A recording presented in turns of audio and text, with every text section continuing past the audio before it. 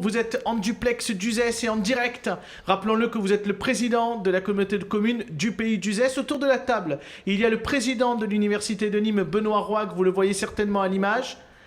Et vous avez également Coralie Mollaret et Corentin Corget, les deux journalistes qui vont avec moi vous interroger. Je vais d'ailleurs donner tout de suite la parole à Coralie qui va vous poser la première question, Monsieur Verdier. Bonsoir Monsieur Verdier. Bon, je suis un peu déçue que vous ne soyez pas sur le plateau, mais j'espère que ça sera pour une prochaine fois, pardon. Donc ma question, c'est bon, vous êtes le président de la communauté de communes du pays d'Uzès, mais on l'a vu, vous aimeriez bien grignoter votre voisine de la communauté de communes du Pont du Gard, et celle-ci n'est pas forcément d'accord d'ailleurs. Pourquoi vous voulez absolument réunir ces deux intercommunautés ? On grignote personne, on respecte le choix que peuvent faire les communes. La volonté de la commune d'Argilier, c'était de nous rejoindre. D'ailleurs, c'est un vieux choix qui n'avait pas pu se traduire il y a quelques années et qui a été fait à l'unanimité du conseil municipal de la commune d'Argilier. Par contre, c'est vrai que je porte depuis 10 ans le même discours qui est partagé par Jean-Luc Chapon, qui est partagé par Denis Boide. C'est que le PETR qui existe aujourd'hui, dans lequel on travaille avec la communauté de communes du Pont du Gard, est le bon échelon pour faire une intercommunalité. Moi, je constate que les élus du PETR et les élus du Pont du Gard sont bien dans le PETR. Ils veulent même faire un parc naturel régional avec nous, en disant qu'on peut avoir un projet de territoire. Et donc, si on peut avoir ensemble un projet de territoire, je pense qu'on peut aller encore plus loin et se marier à travers la constitution d'une communauté de communes. Après, j'entends le choix des communes, je le respecte. Certains considèrent qu'Uzès est éloigné de leur bassin de vie.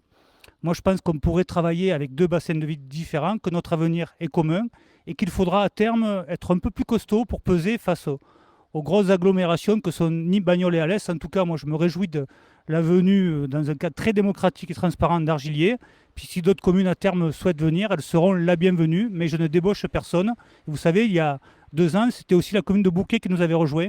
Chacun est désormais libre d'aller où il le souhaite. Donc, s'ils viennent au pays d'Uzès, je pense qu'ils font un bon choix, parce qu'on est un territoire attractif.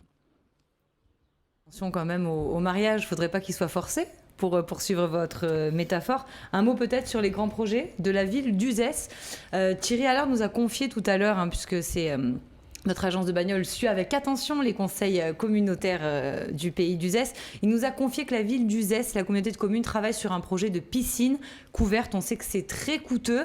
Est-ce que vous allez avoir la capacité de le faire ? On va avoir la capacité de le faire pour une bonne et simple raison, c'est que Jean-Luc Chapon laisse à la communauté de communes une situation particulièrement saine. On est endetté à hauteur de 7 euros par habitant, alors que la moyenne des communautés de communes équivalentes à la nôtre, c'est 230 euros par habitant. Donc vous voyez qu'on a de larges marges de manœuvre pour réaliser cet équipement, qu'on ne s'est pas endetté pour construire l'ombrière, donc on a la capacité à investir dans une piscine. On a un projet politique qui est fort, c'est celui que chaque petit de l'usage arrive au collège en sachant nager, et on pense que cet équipement y contribuera, et que par ailleurs, il est important dans le sport santé d'offrir un équipement de ce type, parce qu'encore une fois, nous sommes un territoire attractif, donc oui, nous avons la capacité de réaliser un tel équipement. Après, ça passe par une maîtrise budgétaire forte, donc il y a des économies qui sont réalisées en interne, même si ça fait parfois aussi grincer des dents. Il y a une vraie volonté de trouver les marges de manœuvre pour financer un tel équipement, mais vous savez, on parle des piscines qui coûtent cher. Une piscine, ça coûte entre 5 à 600 000 euros par an de fonctionnement à la charge du budget et donc des impôts. Mais aujourd'hui, on consacre près de 700 000 euros à la lecture publique à travers le réseau des médiathèques dans le pays d'Uzès. Monsieur Verdier, vous m'entendez ? Je vous entends, oui. Et est-ce que vous allez donner un coup de main à Françoise, demander un coup de main, à la présidente du département du Gard, Françoise Laurent-Périgot, pour qu'elle vous donne un coup de main pour construire cette piscine ? Je vais évidemment solliciter tous les financeurs pour cet équipement. Je vais essayer de solliciter l'État qui nous invite à favoriser l'apprentissage de la natation pour les plus jeunes. Donc, je ne doute pas une seconde que l'État sera à nos côtés. Je vais solliciter la région Occitanie parce que les lycéens pourront utiliser cet équipement.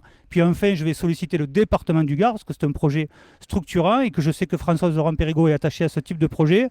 Et comme Denis avait soutenu deux bois de l'ombrière, je ne doute pas une seconde que le département sera à nos côtés, d'autant que les collégiens seront à proximité de ce bassin nautique couvert qui, je l'espère, sera livré fin 2025, début 2026. Alors nous avons autour de la table Monsieur Verdier, le président de l'Université de Nîmes, Benoît Roig. Je crois qu'il a une question pour vous. Monsieur Roy, je vous en prie. Merci. Bonsoir Monsieur Verdier.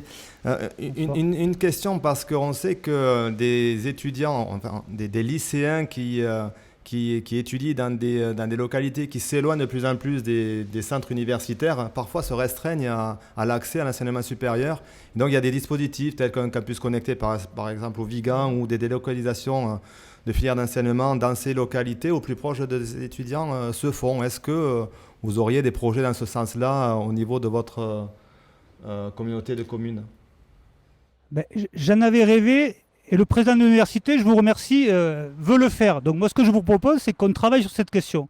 On a permis d'avoir une formation d'aide-soignante à Uzès, et désormais, post-bac, nous allons accueillir des infirmières, former chaque année des infirmières à Uzès. Donc il y a cette volonté d'être au plus près des territoires, et vous avez raison, il y a un vrai sujet sur la mobilité. Certains de nos jeunes s'interdisent d'aller à la fac ou de poursuivre des études supérieures parce qu'ils ne peuvent pas aller à Nîmes, Montpellier, que ça leur fait peur, que parfois ils n'ont pas les moyens. Donc moi je crois que les campus connectés comme l'a fait la région avec le Vigan, ou d'autres formules d'enseignement à distance, moitié sur le territoire et puis peut-être parfois à Nîmes, est une bonne formule. Donc j'ai vraiment envie de vous dire que, allez banco, travaillons sur cette question et faisons en sorte qu'à terme on ait une petite antenne universitaire à Uzès en lien avec la belle université de Nîmes. Le rendez-vous est pris, je crois, monsieur Wag. C'est noté. C'est une bonne nouvelle. Vous allez pouvoir vous rencontrer prochainement. Je donne la parole à Corentin Corget. Il va vous poser une question lui aussi. Oui, outre la piscine, on sait que l'autre gros projet de la communauté de communes, c'est la ZAC controversée des Sablas à Montarin. On en est où, tout simplement, de cette ZAC, monsieur Verdier? Controversé, mais qui aujourd'hui fait l'objet, je pense, d'un relatif consensus au sein du territoire. Oui, ça a été combattu.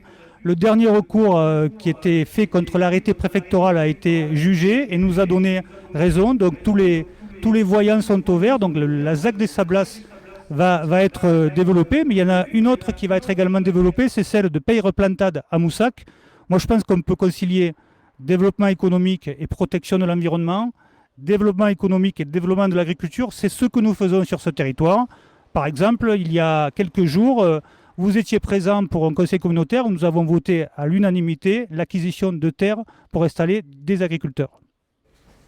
Enfin, une dernière question, monsieur Verdier. Même deux, Coralie. Ah oui, il nous reste encore presque 3 minutes. Regardez, Coralie. Alors, hier, vous en vouliez trop. On n'avait plus le temps. Et ce soir, il nous reste 3 minutes. Vous dites, une dernière. Non, mais monsieur Verdier, même s'il n'est pas là, je sais, Coralie, que vous auriez beaucoup aimé que monsieur Verdier soit en plateau. Parce que comme ça vous aurait permis de le couper, d'insister sur les réponses que vous attendiez. Mais ça sera une prochaine fois. L'émission est là jusqu'à Noël. Ne vous inquiétez pas, il va revenir. Bon alors, monsieur Verdier, une petite question politique. Vous êtes socialiste, ce qui ne vous empêche pas de gouverner avec le centre. Certains, comme le co-référent départemental d'En Marche que vous connaissez bien, puisque vous avez commencé la politique ensemble auprès de Simon Sutour, Jérôme Talon, vous verrez bien compatible avec la majorité présidentielle. Est-ce que vous pourriez soutenir aux prochaines législatives, sur votre circonscription, un candidat En Marche ? Moi, aux prochaines élections législatives, vous savez, je soutiendrai un candidat soutenu par le Parti socialiste. Moi, je suis quelqu'un de fidèle. Je suis un homme d'ouverture. Je l'ai prouvé. Je ne suis pas sectaire, je l'ai prouvé. Et le choix que j'ai fait de travailler aux côtés du maire d'Uzès, je ne le regrette pas. Et je pense que c'est un choix d'intérêt général. Après, sur des élections nationales, et c'est d'ailleurs l'accord que nous avons avec Jean-Luc Chapon, chacun a sa liberté. Moi, j'espère que sur la 6e circonscription, comme la 4e circonscription du Gard, il y aura une alternative proposée par la gauche réunie à Macron. Vous savez, c'est des députés qui ont fait beaucoup de boulot, mais qui n'ont vraiment pas pesé au niveau national. On parle de député Godillot, je trouve que c'est un peu sévère, mais en tout cas, moi, je soutiendrai des candidats soutenus par le Parti socialiste et je l'espère la gauche. Parce qu'on imagine que vous êtes sur le terrain, vous avez dû dénicher des talents. Qui pourrait défendre les couleurs sur la 6e circonscription et puis la 4e, parce que vous étiez élu sur la 4e circonscription? Je suis loin de tous ces enjeux de carrière, ces débats partisans. Franchement, c'est plus vraiment mon sujet. Moi, je suis un homme de fidélité, de loyauté, donc je soutiendrai le candidat du Parti socialiste. J'espère qu'on écoutera aussi les choix que proposera Carole Delga, parce qu'elle a démontré sa capacité à rassembler la gauche. Et c'est intéressant ce qu'elle fait au niveau régional. Peut-être que ça se fera aussi demain au niveau national. Moi, je prône le rassemblement. Je n'ai pas d'idée de casting. C'est presque pas le plus important. Il faut évidemment que ce soit quelqu'un ou quelqu'une qui ait de la crédibilité, de l'expérience, la capacité à faire gagner la gauche. Toute dernière question. Oui. Une toute dernière question, Monsieur Verdier. Ça vous empêche pas de étiez me dans le couper, Lot, je même, crois. même en duplex, vous me coupez. Hein.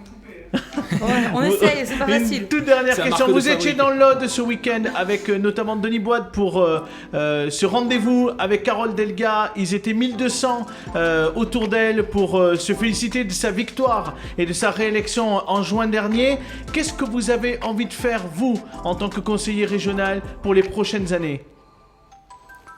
J'ai envie de respecter les engagements qu'on a pris devant nos électeurs. Carole Delga avait un projet, elle l'a déjà mis en œuvre très rapidement, donc on a une feuille de route que nous a fixée Carole Delga, qui est celle qu'a validé le peuple d'Occitanie, donc il faut être respectueux de ce projet, de ses engagements, donc j'ai simplement envie de me mettre au service de la présidente de la région Occitanie pour dérouler ce programme et faire en sorte que notre région continue à être attractive, qu'elle favorise encore plus la jeunesse, le développement économique, le respect de nos engagements aussi en termes écologiques, puisqu'on veut être une région à énergie positive à l'horizon 2030. Donc on a une belle feuille de route, à nous de la respecter et de nous engager au quotidien pour servir l'intérêt général et celui de la région. Merci beaucoup Fabrice Verdier d'avoir été avec nous en duplex d'Uzès et d'avoir répondu à l'ensemble de nos questions. À très bientôt sur le plateau de Bonsoir les gars. Oui. C'est promis, ça sera le cadeau de Noël de Coralie. Oh. À bientôt, merci beaucoup.